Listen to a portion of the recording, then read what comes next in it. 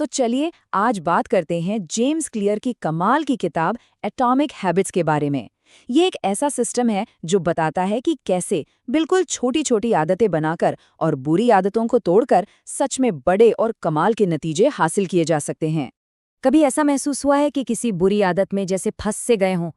पता होता है कि बदलना चाहिए, और सच तो ये है कि बदलने की कोशिश भी होती है, लेकिन घूम फिरकर वहीं पहुंच जाते हैं जहां से शुरू किया था।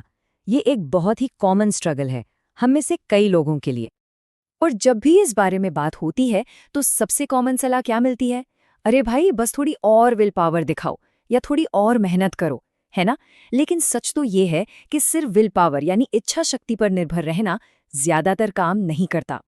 तो क्या हो अगर असल प्रॉब्लम विल पावर की कमी हो ही ना? क्या हो अगर हम सब गलत चीज पर फोकस कर रहे हो? आज हम आदतों को एक बिल्कुल अलग एंगल से देखने वाले हैं, एक ऐसा तरीका जो शायद आदतों को लेकर पूरी सोच ही बदल दे। तो चलिए शुरू करते हैं पहले और सबसे पावरफुल नियम से, 1% सुधार का नियम। हाँ, सुनने में ये बहुत छोटा लगता है ना, सिर्फ 1%, लेकिन इसकी असली ताकत को समझने के लिए ब्रिटिश साइकिलिंग टीम की कहानी से बेहतर कुछ नहीं हो सकता। एक ऐसी टीम जो मामूली सी हुआ करती थी और फिर दुनिया की बेस्ट टीम बन गई। टीम के नए परफॉर्मेंस डायरेक्टर डेव ब्रेल्सफोर्ड एक सिंपल लेकिन कह सकते हैं एक रेवोल्यूशनरी आइडिया लेकर आए। उन्होंने इसे कहा the aggregation of marginal gains, मतलब हर छोटी छोटी चीज में बस 1% का सुधार। उनका मानना था कि अगर हर छोटी से छोटी चीज में सिर्फ 1% का इम्प्रूवमेंट किया जाए तो ये सारे सुधार मिलकर एक बहुत बड़ा मतलब एक जबरदस्त फर्क पैदा करेंगे। और जब मैं कहता हूँ हर जगह, तो मेरा मतलब है सचमुच हर जगह। मतलब बाइक की सीट को और आरामदायक बनाने से लेकर टायरों पर अल्कोहल रगड़ने तक, ताकि ग्रिप बेहतर हो। सोचिए, उन्होंने एथलीट्स को हाथ धोने का सही तरीका सिखाने के लिए एक सर्जन को हायर किया। यहाँ तक कि ये भी पता लगाया कि हर राइडर के लिए सबसे बेस्ट तकिया कौन सा है। मतलब उनके लिए कोई भी सुधार बहुत छोटा नहीं था। अब देखिए, अकेले में ये बदलाव शायद बहुत मामूली लगे, लेकिन जब ये सब एक साथ आए ना, तो इनका असर जबरदस्त था। टीम ने एक के बाद एक सालों तक खिताब जीते। यही है आदतों का कंपाउंडिंग इफेक्ट, बिल्कुल वैसे ही जैसे पैसा कंपाउंड होता है। छोटे छोटे सुधार समय के साथ मिलकर कुछ असाधारण बन जाते हैं। ठीक है, तो छोटे सुधार तो समझ आ गए, लेकिन ये सब कुछ नहीं है। असली मतलब जो बदलाव टिकता है उसका सीक्रेट लक्ष्यों में नहीं, बल्कि अपनी पहचान पर फोकस करने में छिपा है। बात ये नहीं है कि क्या हासिल करना है, बल्कि ये है कि कौन बनना है। इसे समझने के लिए एक कहानी लेते हैं, ब्रायन क्लार्क की। ब्रायन को जिंदगी भर अपने नाखून चबाने की आदत थी, और ये एक ऐसी आदत है जिससे सच बताऊं तो बहुत से लोग स्ट्रगल करते हैं। तो हुआ ये कि बहुत कोशिश के बाद अपनी विल पावर से उन्होंने इस आदत को रोक तो लिया, लेकिन उसके बाद उन्होंने कुछ ऐसा किया जिससे सब कुछ बदल गया। उन्होंने अपनी जिंदगी में पहली बार एक मैनिक्योर अपॉइंटमेंट बुक किया, और जब उन्होंने पहली बार अपने नाखूनों को इतना साफ और सुंदर देखा ना, तो उन्हें उन पर गर्व महसूस हुआ। अब वो सिर्फ नाखून ना चबाने वाले इंसान नहीं थे, नहीं, अब वो एक ऐसे इंसान थे जो अपने हाथों का ख्याल रखता है। ये जो पहचान का बदलाव था, ये इतना पावरफुल था कि उन्होंने फिर कभी अपने नाखून नहीं चबाए।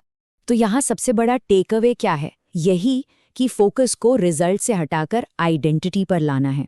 ये नहीं सोचना कि मुझे वजन कम करना है, बल्कि ये सोचना है कि मुझे एक हेल्दी इंसान बनना है। ये जो छोटा सा माइंडसेट शिफ्ट है ना, यही परमानेंट आदतों की नींव है।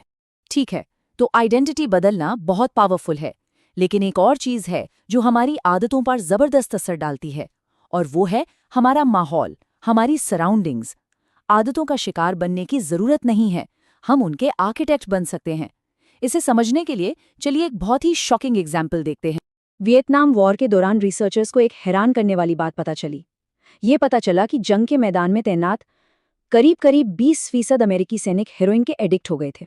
लेकिन सबसे कमाल की, सबसे अविश्वसनीय बात तो तब सामने आई जब ये सैनिक घर वापस लौटे। जानते हैं क्या हुआ?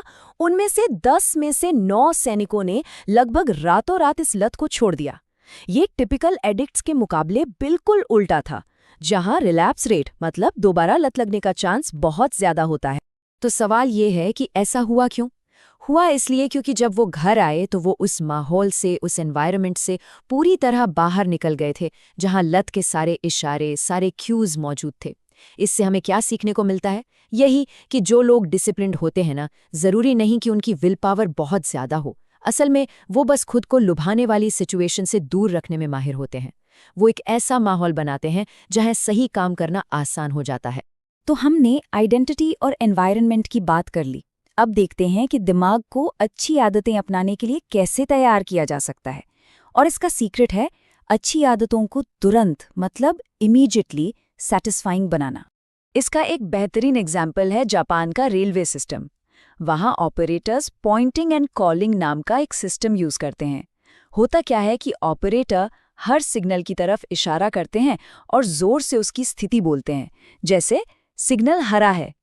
ये एक सिंपल सा एक्शन एक अनकॉन्शियस हैबिट को कॉन्शियस बना देता है और इससे गलतियां 85% तक कम हो जाती हैं।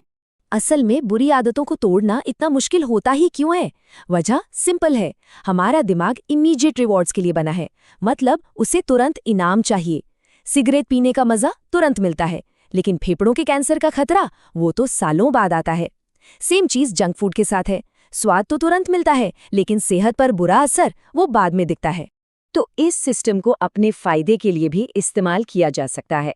बस करना यह है कि अच्छी आदतों के लिए तत्काल इनाम बनाने हैं। जैसे एक कपल ने यूरोप घूमने के लिए एक अलग सेविंग्स अकाउंट बनाया, जिसका नाम ही रख दिया ट्रिप टू यूरोप। अब जब भी वो बाहर खाना खाने से बचते, वो $50 उस अकाउंट में डाल देते। तो हुआ क्या? बचत का जो दूर का गोल था वो तुरंत सैटिस्फाइंग बन गया। तो चलिए इन सभी प्रिंसिपल्स को एक साथ लाते हैं और बात करते हैं फाइनल नियम की। एक ऐसा खेल खेले जिसमें जीतना मुमकिन हो। इसका मतलब है ऐसी आदतें चुनना जो अपनी नेचुरल स्ट्रेंथ और टैलेंट से मेल खाती हों। इसके लिए दो महान एथलीट्स को देखते हैं, स्विमर माइकल फेल्प्स और रनर हिशाम एल गुरौज। अब ये बहुत इंटरेस्टिंग है। इन दोनों की हाइट में 7 इंच का फर्क है, लेकिन वो दोनों एक ही लंबाई की पैंट पहनते हैं। कैसे? फेल्प्स का धड़ बहुत लंबा है और पैर छोटे हैं, जो उन्हें पानी में खींचने के लिए परफेक्ट बनाता है। वहीं एल गुरौज के पैर बहुत लंबे हैं और धड़ छोटा, जो उन्हें लंबी दूरी की दौड़ के लिए एक आइडियल फ्रेम देता है। मतलब वो दोनों अपने अपने खेल के लिए जेनेटिकली बने थे। अब इसका मतलब ये बिल्कुल नहीं है कि मेहनत की जरूरत नहीं है। बिल्कुल है। इसका मतलब बस ये है कि मेहनत को सही जगह पे लगाना जरूरी है। तो ये सवाल खुद से पूछने वाला है, ऐसा कौन सा खेल है जिसे जीतने के लिए हम बने हैं? जब आदतें अपनी नेचर के साथ अलाइन हो जाती हैं, तो प्रोग्रेस करना कहीं ज्यादा आसान और सैटिस्फाइंग हो जाता है।